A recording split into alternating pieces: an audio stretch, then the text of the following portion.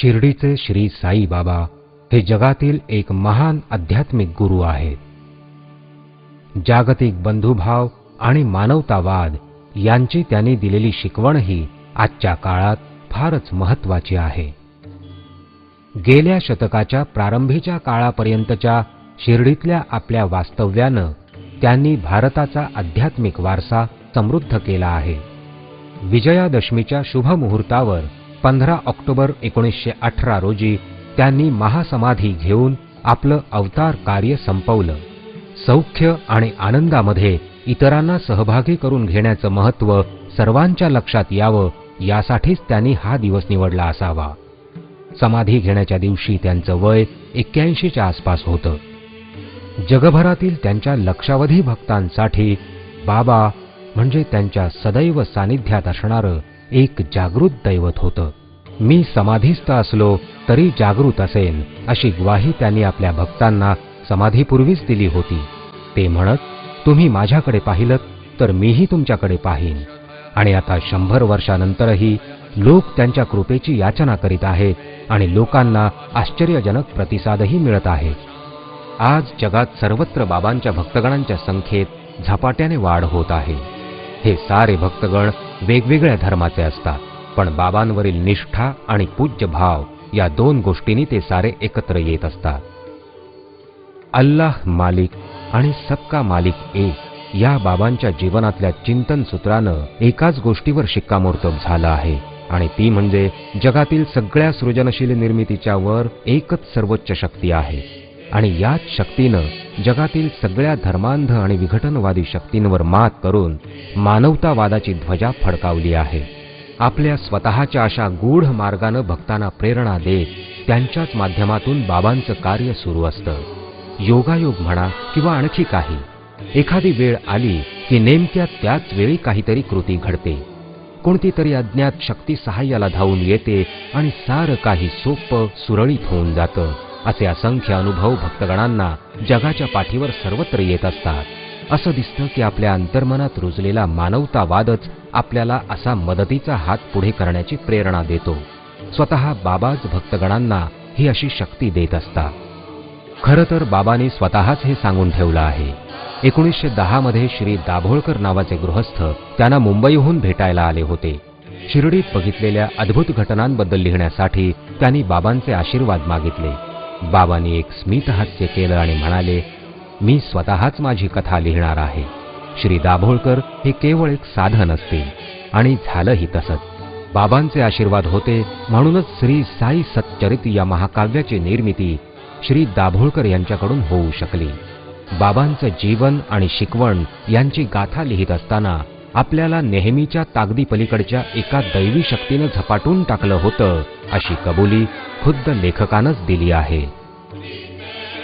बाबा असताना आणि ते समाधीस्थ झाल्यानंतर असे मदतीचे हात त्या सर्व शक्तिमान प्रेरणेनं वेळच्या वेळी पुढे आल्याच्या असंख्य घटना घडल्या आहेत. काळ आणि अवकाश यांच्या सीमारेषा ओलांडून कोणत्याही समस्येतून मार्ग काढणारे गुरु अशीच बाबांची प्रतिमा सर्वांच्या मनात ठसली आहे. या गूढ अशा जगात तुम्ही तुमचा अहम बाबांच्या चरणी अर्पण करतात. भक्तीचं रूपांतर सकारात्मक अशा कृतीत होऊन जातं. काही भक्तांशी असलेल्या आपल्या जवळकीचं वर्णन गतजन्मातील नात्यांनी निर्माण झालेले ऋणानुबंध अशा शब्दात करून ठेवलं आहे. खंडोबाच्या देवळातील पुजारी म्हाळसापती यांना सर्वप्रथम बाबांच्या दैवी शक्तीचा साक्षात्कार झाला. बाबा शिर्डीत आल्यानंतर त्यांनी प्रथम आओ साई या भविष्यकारी शब्दांनी त्यांना साद घातली आणि त्यातूनच पुढे साई बाबा हे नामकरण झालं. म्हाळसापती हे बाबांचे अत्यंत कडवे भक्त आणि अगदी निकटचे सहकारी होते. बाबाही आपल्या पूर्वायुष्याबद्दलचा काही तपशील त्यांच्याकडे बोलले होते. पाथरी येथील एका ब्राह्मण कुटुंबात आपला जन्म झाल्याचं बाबांनी त्यांना सांगितलं होतं. पुढे ते अगदी लहान असताना त्यांना एका फकीराच्या हवाली करण्यात आलं. उच्च प्रतीचं ध्येय गाठण्यासाठी दैवानंच ही योजना केली होती. श्री साई सच्चरिताच्या एका तळटिपेमध्ये बाबांच्या जन्माविषयीची ही माहिती देण्यात आली आहे. म्हाळसापती यांनी ही हकीकत खुद्द बाबांच्याच तोंडून ऐकलेली असल्यामुळे त्याच्या सत्यासत्यतेविषयी कुणीही शंका घेतली नाही.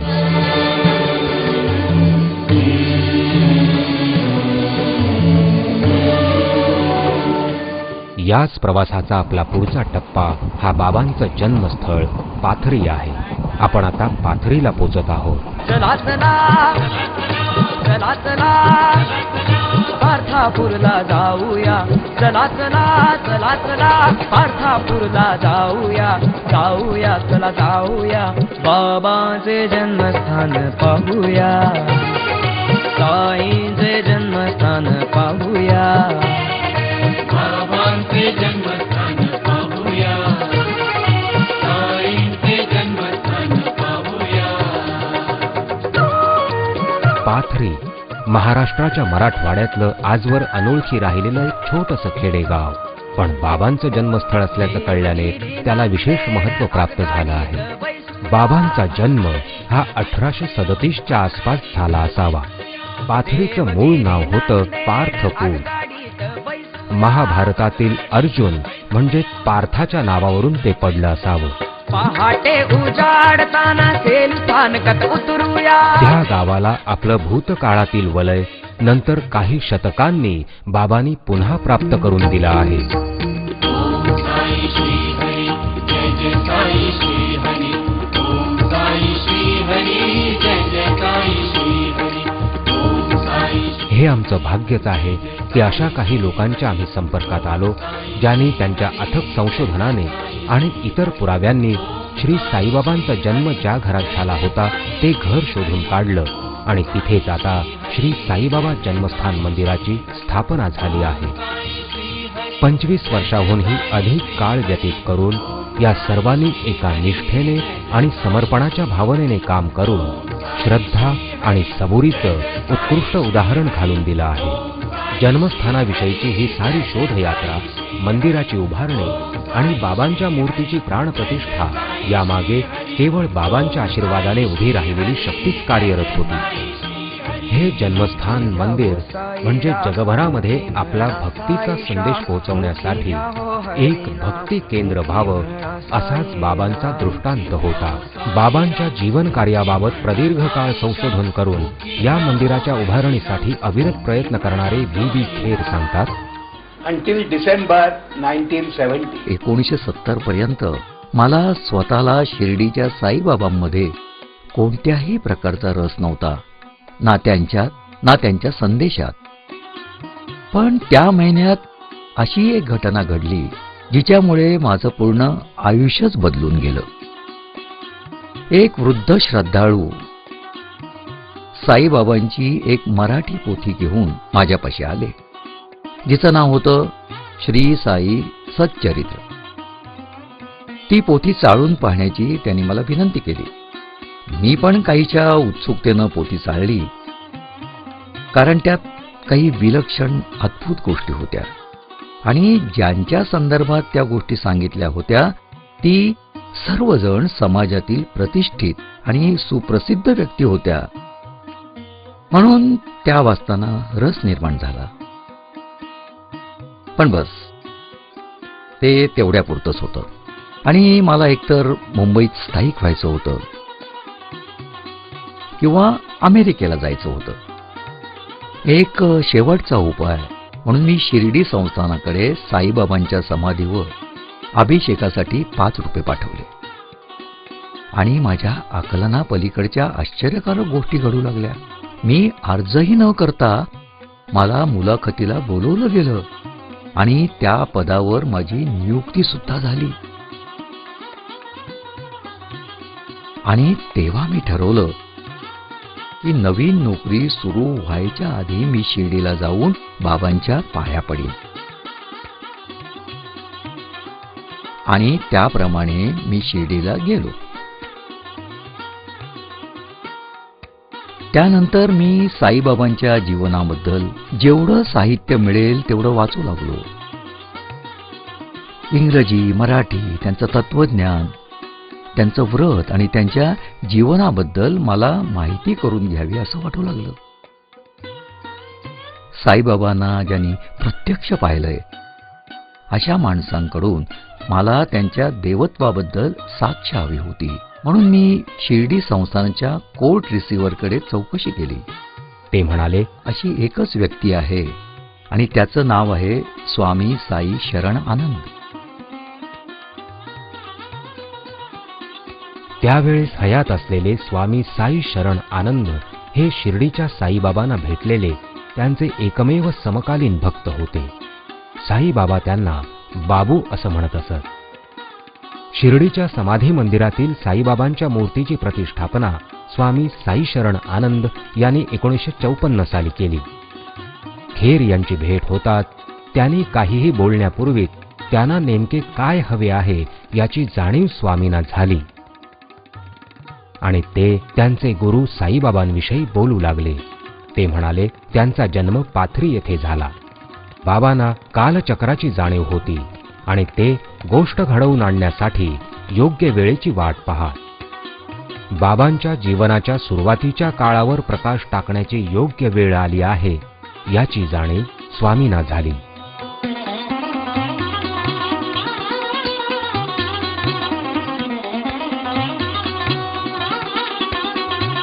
म्हणून माझी पत्नी आणि मी स्वामींना भेटण्यासाठी अहमदाबादला गेलो.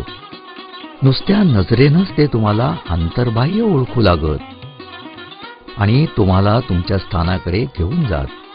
त्यांनी स्वतःची गोष्ट सांगितल्यामुळे माझ्या मनातलं वादळ शमलं. स्वामी लहान असताना त्यांचाही स्वभाव चौकस होता. तेव्हा साईबाबांनी त्यांच्या शंकांचं निरसन करून आपल्या पंखाखाली घेतलं. स्वामींना आम्ही सतत 4 दिवस सकाळ संध्याकाळ भेटत होतो. अखेरीस आपलं जीवन ज्यांना पूर्णपणे अर्पित करावं असे सद्गुरू म्हणजे साईबाबा याची मला खात्री पटली आणि मी साईबाबांच्या जन्मस्थळाचा शोध घेणं सुरू केलं. दुसऱ्या शब्दात सांगायचं झालं तर मी माझ्या आध्यात्मिक प्रवासाला सुरुवात केली. श्री व्ही बी खेर आणि त्यांच्या पत्नी इंदिरा यांच्याकडे हा शोध घेण्यासाठी लागणारा संयम, विचार आणि दृढता होती. पुढील 25 वर्ष अथक परिश्रमाने त्यांनी आपला शोध सुरू ठेवला.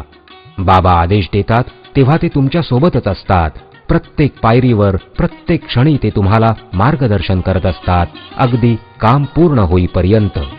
There are no written documents about साईबाबांसंबंधीचे कोणतेही लेखी दस्तऐवज सापडत नाहीत.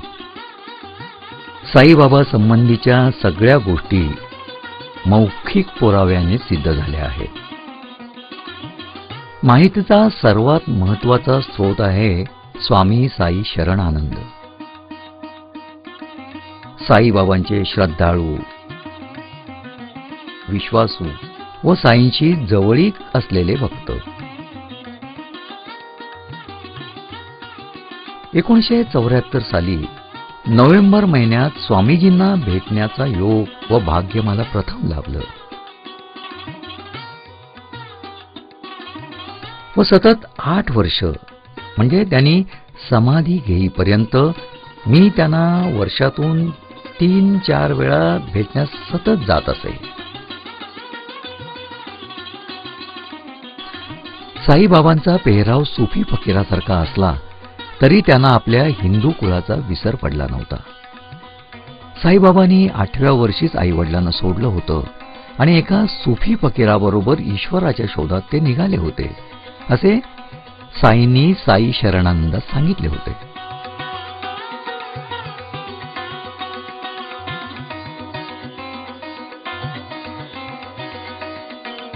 संन्यास घेण्यापूर्वी स्वामी साई शरणानंद यांचं नाव होतं वामन प्राणगोविंद पटेल. डिसेंबर 1911 मध्ये साईबाबांना भेटण्यासाठी ते शिर्डीला निघाले ईश्वराच्या शोधात. ते 4-5 वर्षांचे असताना इतके गंभीर आजारी पडले होते की त्यांची वाचण्याची शक्यता नव्हती.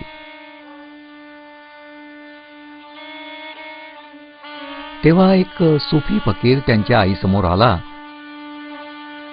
आणि त्याने मुलाला आशीर्वाद देऊन म्हटलं की हा वाचेल, आणि खरंच तसं झालं.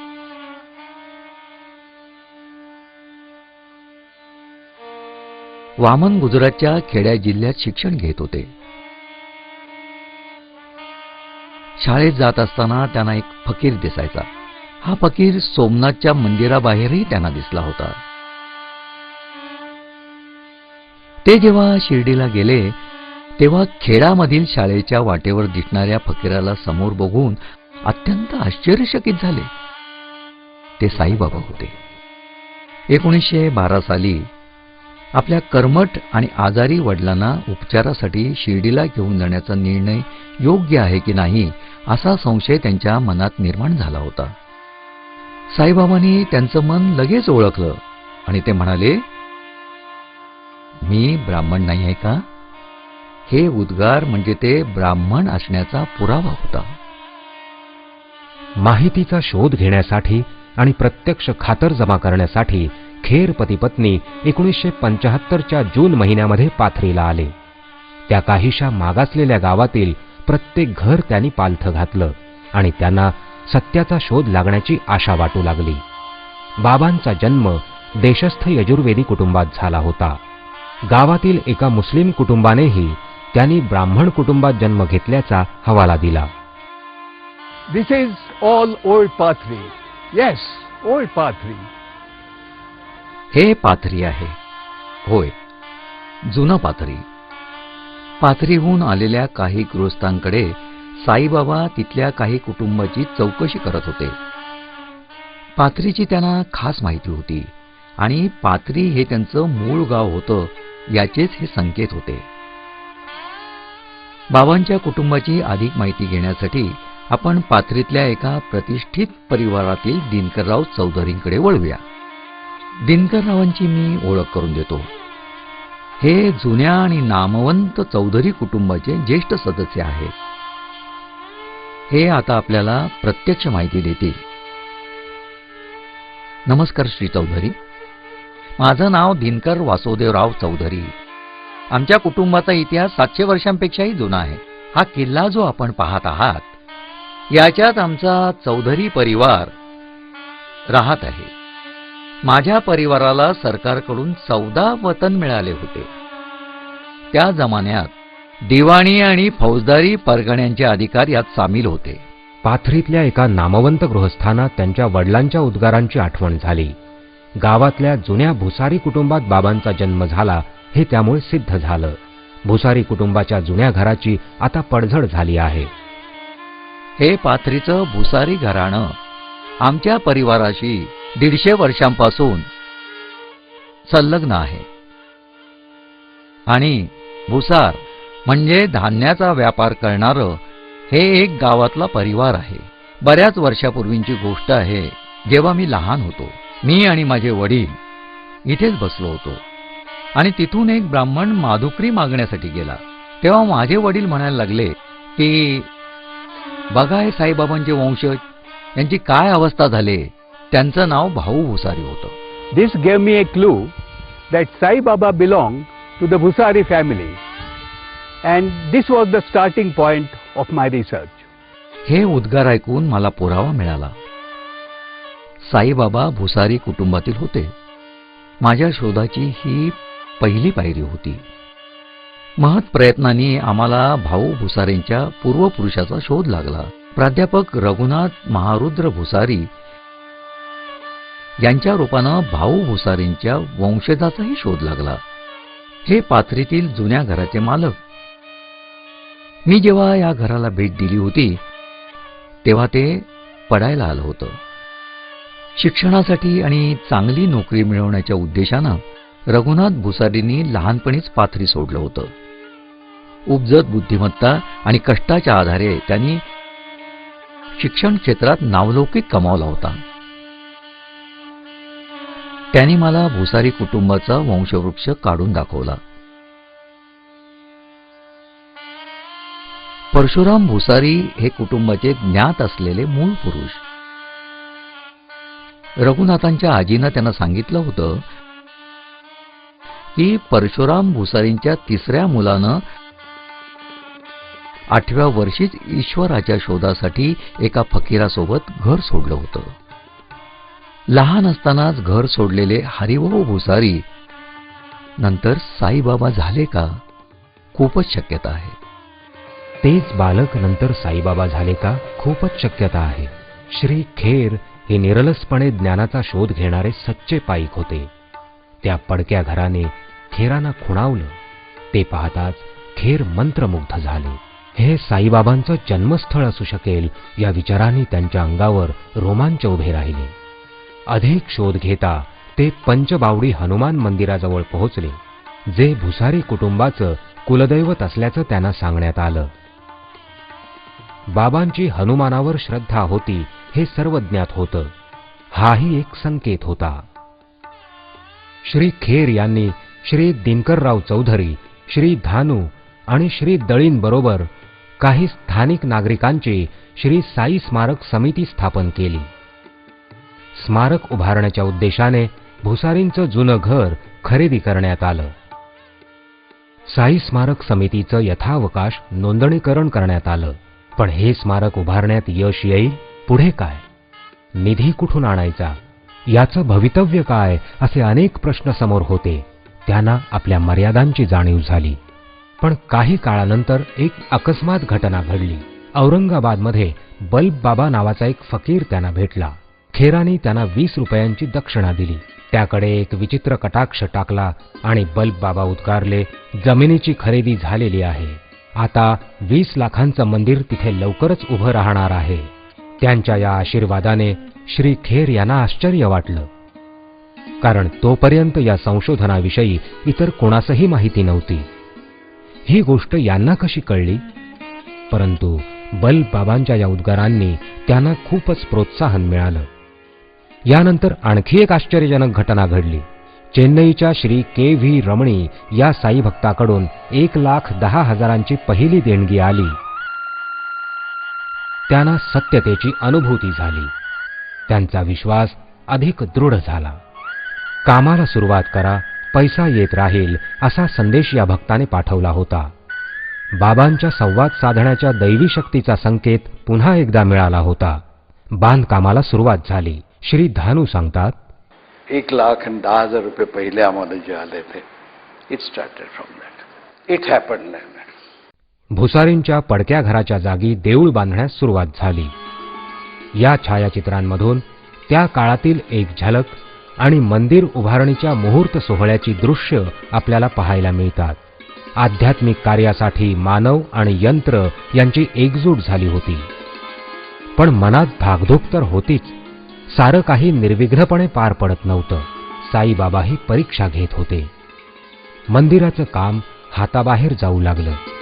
शिवाय हेच बाबांचं जन्मस्थान आहे का याबद्दल संभ्रमही होताच. साई जन्मस्थानचा ह्या मंदिराचं काम सुरू झाला आणि त्यावेळेला माझ्या मनामध्ये एक अशी शंका होती, हे साईबाबांचं जन्मस्थान खरोखर असावं का? परंतु मी कोणाला बोलून दाखवत नसे.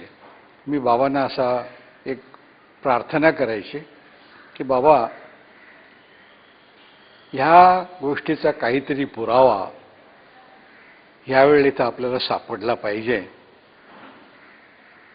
त्या योगाने आपलं इथलं वास्तव्य आहे असं सिद्ध होईल. मंदिराचे खोदकाम सुरू होत असताना आणि सुरू झाला त्यावेळेला जे पायाभरणीचे खड्डे होत असता असे काही जुने दगड वगैरे मला दिसत होते आणि त्या योगाने मला असं वाटायचं निश्चित इथे काहीतरी सापडेल. तेव्हा ते खोदकाम करणाऱ्या लोकांना मी म्हणालो, अरे जरा इथे सांभाळून तुम्ही काम करत चला. इथे निश्चित आपल्याला अशा तऱ्हेचे पुरावे मिळतील असं मला वाटतंय. बाबांची मूर्ती आपण बसवतोय त्या ठिकाणचं सुरू असताना काहीशे जुन्या प्रकारचे दगड तिथे दिसले. त्या एक पाया कुठेतरी खोदलेला असा तो भाग दिसताच मी म्हटलं निश्चित आता मला मनाच्या समाधान झालं की इथे काहीतरी असावं.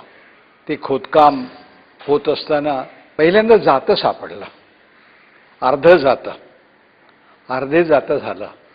त्यामुळे म्हटलं ही तर मोठी एक बाबांच्या ह्याच्यातली आपल्याला खुणगाठ मिळालेली आहे की ह्यामुळे इथे काहीतरी असेलच.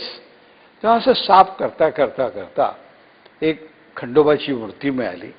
त्यानंतर हनुमंताची, जे साईबाबांचं कुलदैवत जे समजलं जातं त्याच आकाराची त्याच्या हनुमंताची पंचबावडी इथे आम्ही पाहिलेली जी मूर्ती होती तशाच तऱ्हेची मूर्ती तिथे त्या खोदकामामध्ये सापडली. पुढे होत होत पंथ्या मला सापडल्या आणि मला माझ्या as a curiosity of mind त्या पंथीमध्ये मी माझं नख लावून पाहिलं तर त्याला अक्षरशः काळ्या रंगाचं म्हणजे जिथे तेल ठेवलेलं होतं अशा जुन्या पंथ्या माझ्या निदर्शनास आल्या. पुढे आणखीन एक अखंड जातं सापडला आणि ते जातं सापडल्यानंतर माझा पूर्णपणे असा विश्वास झाला की बाबा ही तुम्ही दाखवलेली खरोखरच अशी प्रचिती आहे. पुढे अशा तऱ्हेने त्या खोदकामामध्ये मंदिराच्या आकाराचे जे आहेत त्या ठिकाणी एक अशी काळी भोर माती असलेलं हे केलं आणि ते हाताने साफ करत असता तिथे शंकराच्या पिंडीच्या आकाराची एक पांढऱ्या कलरची, पांढऱ्या रंगामध्ये, बाकीच्या मातीचा रंग होता तो काळा. तेव्हा तर मला आश्चर्य वाटले की म्हटलं हे काय आहे बाबा. माझ्या ह्याच्या पण परत मला असं वाटलं की त्याला हात लावावा, बघावं ह्याला काय दिसतंय. आणि त्याप्रमाणे मी तो विचार केला तेव्हा गाणगापूरची विभूती असते त्याप्रमाणे त्याला सुगंध सुटलेला होता. इतकंच नाही, पण बाजूला एक जुन्यातली घागर ज्याचा वरचा गळा वर आलेला आणि जुनी अशी घागर तिथे दिसत होती, ती आत पुरलेली होती. ज्या वेळेला मी ते जातं पाहिलं, अखंड जाता, त्यामुळे झटकन असं वाटलं की ही साईबाबांच्या सच्चरित्रामध्ये पहिल्या अध्यायामध्ये आपण जेव्हा सुरुवात करतो ती खरी सुरुवात जात्यावरनं बाबांनी केलेली आहे. तर ती जातं आणि आज आम्हाला इथे निदर्शनास आणलं जातं हे इतका मला भरून आलं की ही प्रत्यक्ष मला बाबांनी दाखवलेल्या त्यांच्या पुराव्याच्या वस्तू आहेत हे मला पटलं. खेरसाहेबांनी बाबांचा बर्थप्लेसचा शोध लावला त्यावेळेला खेरसाहेब म्हणाले ही गोष्ट डिसेंबर 1980 मधली आहे. ते म्हणाले त्याचा प्लॅन तुम्ही करायचा ॲज अ आर्किटेक्ट म्हणून. तर आम्ही दोघं तिकडे गेलो आणि पाहिलं ती म्हटलं जागा आम्ही प्रथम बघितली ती. त्या बघितल्या जागेमध्ये ते गावठण भाग होता पातळीचा. त्या ह्याच्यामध्ये बाबांचं जुनं घड होतं, पडी भिंती, छप्पर तर गेलं होतं, मोडक्या तोडक्या भिंती होत्या. ते मला सगळं दाखवण्यात आलं. तर तिथे मला तिथल्या लोकांनी सांगितलं की ते बाबांच्या घराण्याची बाळंतीची खोली आहे. तर एक मला वाटलं की ही म्हणजे राईट प्लेस बाबांचा आहे जन्मस्थानाचा. म्हणून मी तिथे एक मार्क केलं माझ्या प्लॅनवरती, शीटवर, असं की इथे बाबांचं आयडल मूर्ती ठेवायची बाबांची. आणि असं करून तो प्लॅन तसा केला. पहिल्यांदा मूर्तीचं गाभाऱ्याचं स्थान पहिलं फिक्स केलं आणि मग मंदिराचं रचना केली. ह्या ठिकाणी गाभाऱ्याची जी मी हे केलं की जिथे बाबांची मूर्ती स्थापना करायची मूर्तीची, आणि त्या खोदाई करताना ती मग ह्या इथे उदी आम्हाला मिळाली एवढासाठी. आणि त्या उदीला पांढरी शुभ्र आणि ते काळी माती होती. आता हे सगळं काळी मातीमध्ये तेवढा पांडुरक असा स्पॉट होता आणि त्याला कापुराचा वास. हे बाबांच्या ह्याचा एक आम्हाला माठ मिळाला. असा माठ होता तो आम्ही इथे ठेवून दिला. पूर्वी कसं मातीत असा करायचं पाणी थंड राहण्यासाठी. हे आम्ही जे काय मिळालं ते ठेवून दिलंय. मग त्या ह्याच्यात जे तज्ञ येतील आर्किओलॉजी डिपार्टमेंटचे तर त्यांना ते जास्ती आणखीन कळेल. तर त्यावेळेला एक असा अनुभव आला जिथे ते स्थान मी फिक्स केलं. त्याच्या खाली आम्ही खोदाई करत असताना ते खोदाई सॉईल ब्लॅक कॉटन असल्यामुळे फाउंडेशन फार मोठी करावलेला. तर मग मी असाच एक विचार माझ्या मनात आला, खालचं डिगिंग केलं तर आपोआप नॅचरली मेडिटेशन हॉलही तयार करता येईल आपल्याला कमी खर्चामध्ये. म्हणून मग तिथे मग स्लॅब टाकली, प्रोव्हाइड केली. आणि स्लॅब टाकल्यानंतर खालून डिगिंग करून ते काढले. त्याच्यामध्ये बाबांच्या घराचे जुने अवशेष मिळाले फाउंडेशनमध्ये त्याच्यामध्ये. आणि महत्त्वाचा भाग म्हणजे असा की जिथे मी मूर्ती ठेवायचं हे केलं होतं त्याच्याच खाली 13 ते 14 फुटावरती उदी मिळाली आणि त्याला कापराचा गंध होता त्या उदीला. आणि म्हटलं बाबांनी एक साईन दिली, तिथे राईट प्लेस झाली अगदी आपल्या. आणि त्याप्रमाणे तिथे आम्ही ती तशी मेंटेनही केली. आणि नंतर मग जातं मिळालं, तांब्याचं भांडं मिळाली, पणत्या मिळाल्या अशा. आणि ह्यांचं हनुमान बाबांचं कुलदैवत आहे, त्या हनुमानाची मूर्ती तिथे मिळाली एक्सकेव्हेशनमध्ये. ते आम्ही सगळे पार्ट्स सगळे ठेवून दिले.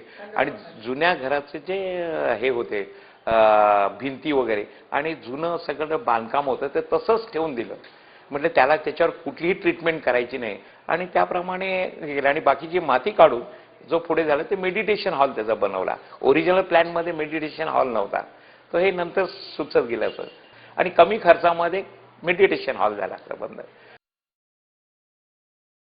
दुसरं एक महत्वाचं तिथे एक असं भुयारासारखे घर आहे त्याचे, त्याला असा कोनिकल म्हणजे घुमटासारख्याची लाद म्हणजे 4 ते 5 माणसं बसू शकतात.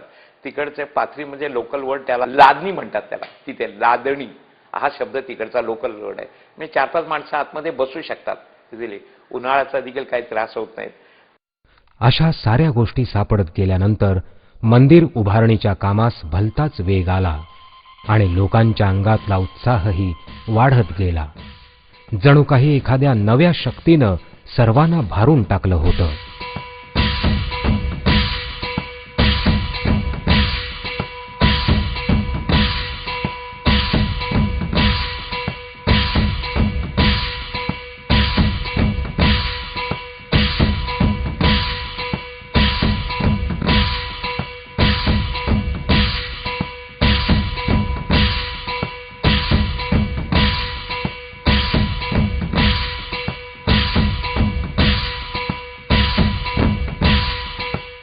पंचधातूंची बाबांची एक अस्सल प्रतिकृती मुंबईमध्ये श्री तालीम यांनी तयार केली, जी अनेक वर्षांपूर्वींची बाबांची प्रतिमा भक्तांच्या मनावर ठसलेली होती त्याचंच ते दृश्य स्वरूप होतं.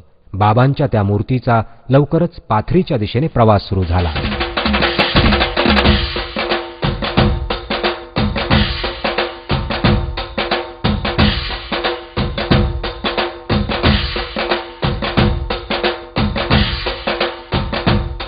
बाबांचा हा गृहप्रवेश म्हणजे युगायुगातून एकदाच घडणारी अशी घटना होती. मंदिराच्या आवारात मूर्ती येऊन पोहोचली तेव्हा लोकांच्या उत्साहाला उधाण आलं होतं. बाबांच्या 81व्या महासमाधी दिनाची स्मृती लक्षात ठेवून त्या दिवशी म्हणजे 19 ऑक्टोबर 1999 रोजी प्राणप्रतिष्ठा कार्यक्रम ठेवण्यात आला होता.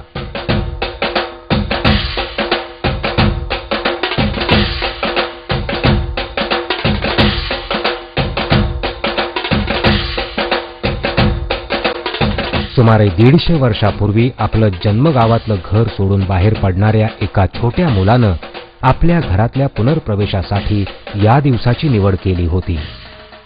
आध्यात्मिक जगतात क्वचितच अनुभवण्यास मिळेल असा हा एक दुर्मिळ प्रसंग होता.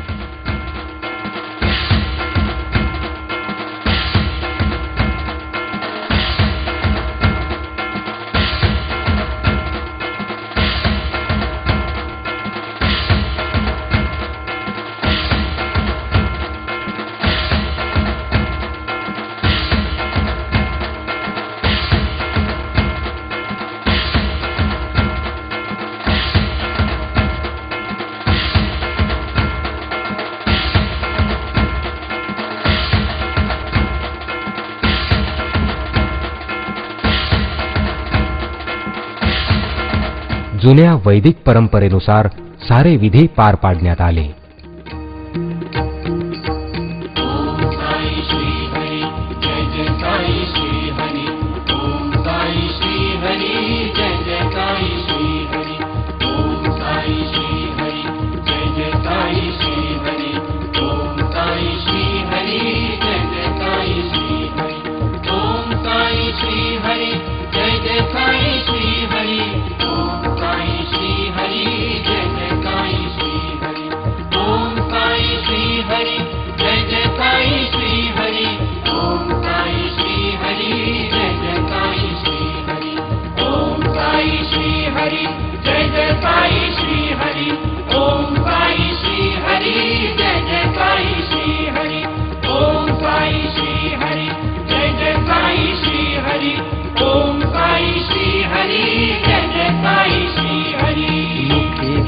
साईराम मुखी म्हणा साई श्याम मुखी घ्या हो हरिनाम मुखी म्हणा साई नाम मुखी घ्या हो साईराम मुखी म्हणा साई श्याम मुखी घ्या हो हरिनाम मुखी म्हणा साई नाम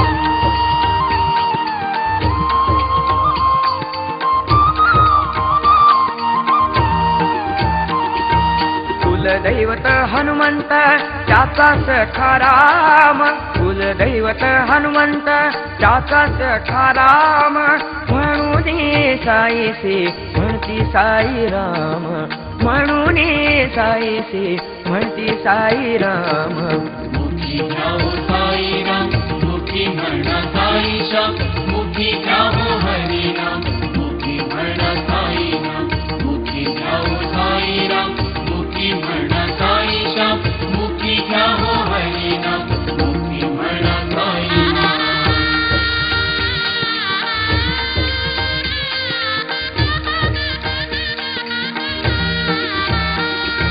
पाथरीचा हा बालक हरिजाचे नाम पाथरीचा हा बालक हरिजाचे नाम तोची झाला शिर्डीचा साई श्याम तोची झाला शिर्डीचा साई श्याम मुखी घ्या हो साईराम मुखी म्हणा साई श्याम मुखी घ्या हो हरिनाम मुखी म्हणा साई नाम मुखी घ्या हो साईराम मुखी म्हणा साई श्याम मुखी घ्या हो हरिनाम मुखी म्हणा साई नाम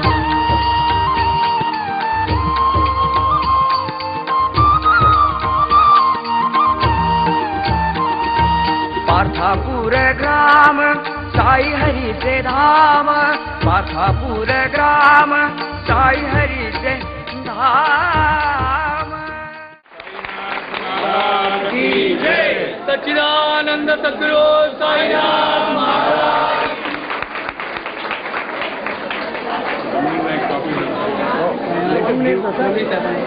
सुमारे 150 वर्षापूर्वी या स्थानावरून एक 8 वर्षाचे लहान बालक आपल्या माता पित्यास आपल्या घरदारास राम राम ठोकून बाहेर पडला जगात मोठ्या विशाल जगात बाहेर पडला कशासाठी तर ईश्वराच्या शोधासाठी एका सुफी फकीराबरोबर बाहेर पडला नंतर काल बरेच वर्षांनी तो विश्ववंत होऊन विश्व मान्यता पाहून आज या स्थानी या जागी या गावी भक्तिमुक्तीच्या सिंहासनावर आरूढ होण्यासाठी इथे विराजमान झालेला आहे the day of crossing the boundaries the frontier it is also the 81st anniversary of the Mahasamadhi of Sai Baba. This is a red letter day in the history of Pathri. About 150 years ago, a boy of tender age left this town, this place, forsaking his home and heart and forsaking all his connections, and stepped out into the wide, wide world in search of God, in the company of a Sufi fakir.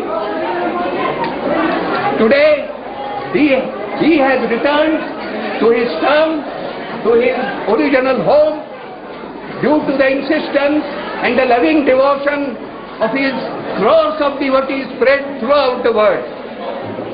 25 years ago, when I first visited Pathri, I was absolutely convinced, it was my firm belief, that the development and prosperity of Pathri is closely linked to the establishment of this Sai Mandir in Pathri. I am happy to see this day when this has come about. May this shrine of Sai Baba become an abode of peace, happiness and eternal joy to the innumerable devotees of Sai Baba spread throughout the world. With these few words, I conclude my speech. I am very honored to be present on this occasion at Pathri. माझ्या सर्व कुटुंबियांसमवेत इथं उपस्थित राहायला मिळालं हा मी मोठाच बहुमान समजत आहे. आयुष्यात एकदाच वाट्याला येणारी ही दुर्मिळ अशी संधी आहे. आम्ही आयुष्यात काही 4 चांगल्या गोष्टी केलेल्या असणार आणि त्यामुळेच आमच्या वाट्याला हा सुवर्ण क्षण आला आहे. मी खूपच सुदैवी आहे आणि तसंच श्री खेर धनु दळी यांनी मला इथं बोलावलं याबद्दल मी त्यांचा अत्यंत आभारी आहे.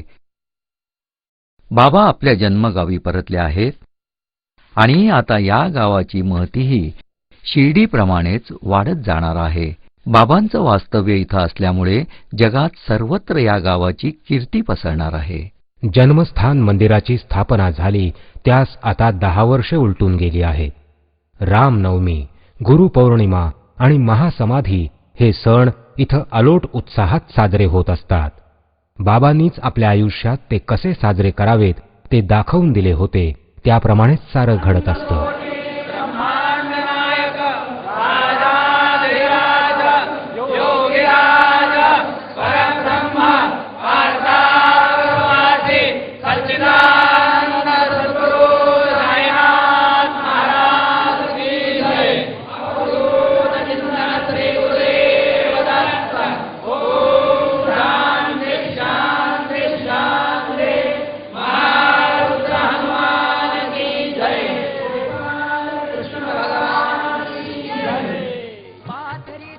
आदरणीय मौनी साधूंच्या शब्दांचं आज प्रत्यंतर येत आहे. मौनी साधू म्हणाले होते, साईबाबांसारख्या विभूतीचा जन्म हे त्याच दैवी सत्याचं प्रतीक आहे. परमेश्वर बीज रोवतो आणि बाकी सारं काळावर सोडून देतो. पण बाबांसारखे युगपुरुष जन्माला येतात आणि सारीच बीज काही उजाड जमिनीवर रोवली जात नाहीत याची खात्री पटते. काही बीज उदंड पीक देतात आणि त्यातच उद्याची आशा असते.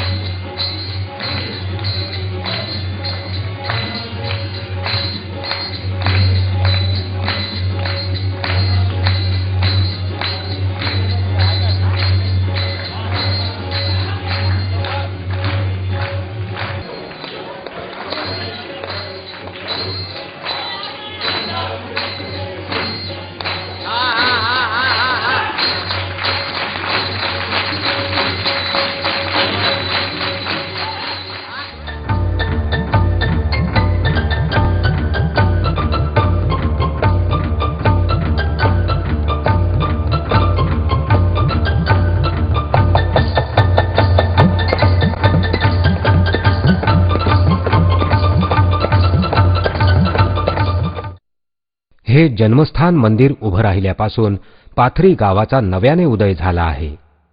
बाबांच्या जगभरातील चाहत्यांसाठी ते एक भक्ती केंद्र बनले आहेच. शिवाय साईबाबांनी व्यक्त केलेल्या इच्छेनुसार इथून वारकऱ्यांची एक दिंडीही दरवर्षी पंढरपूरला जाण्यासाठी निघते. शेकडो साई भक्त त्यामध्ये सामील होत असतात आणि त्यातूनच आपला पारंपरिक वारसाच अधिकाधिक समृद्ध होत चालला आहे.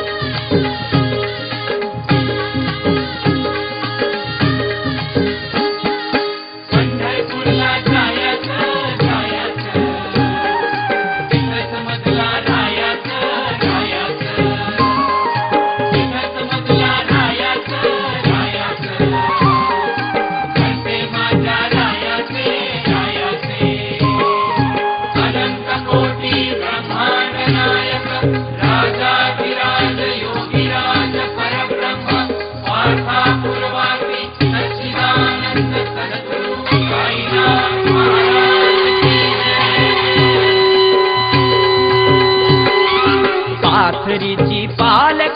निघाली पंढरपुरी, पाथरीची पालखी निघाली पंढरपुरी. वासरीची पालखी निघाली पंढरपुरी, वासरीची पालखी निघाली पंढरपुरी. पालखीत बैसला माझा साई हरी, पालखीत बैसला माझा साई हरी. वासरीची पालखी निघाली पंढरपुरी, वासरीची पालखी निघाली पंढरपुरी.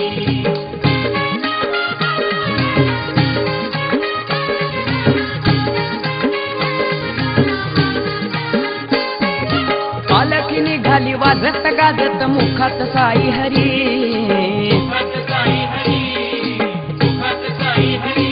अहो पालखी निघाली वाजत गाजत मुखात साई हरी. मुखात साई हरी, मुखात साई हरी. साईंची ती पालखी झुले, साईंची ती पालखी झुले होईंच्या खांद्यावरी. वासरीची पालखी निघाली पंढरपुरी, वासरीची पालखी निघाली पंढरपुरी, वासरीची पालखी निघाली पंढरपुरी, वासरीची पालखी निघाली पंढरपुरी.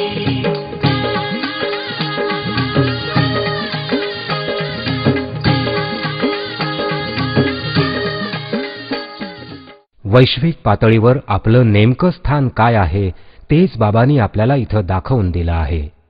केवळ भक्तीनंच आपलं नातं त्या सर्व शक्तिमान परमेश्वराशी जडू शकतं. तुम्ही साथ घातलीत की तो तुम्हाला प्रतिसाद देईलच. साईबाबा हे परमेश्वराचं जागतं स्वरूप, सदैव भक्तांच्या पाठीशी उभं असलेलं. पाथरीचे साई मंदिर बांधिता झाला साक्षात्कार, पाथरीचे साई मंदिर बांधिता झाला साक्षात्कार. पाथरीचे साई मंदिर बांधिता झाला साक्षात्कार, पाथरीचे साई मंदिर बांधिता झाला साक्षात्कार. झाला साक्षात्कार, झाला साक्षात्कार, झाला साक्षात्कार, झाला साक्षात्कार.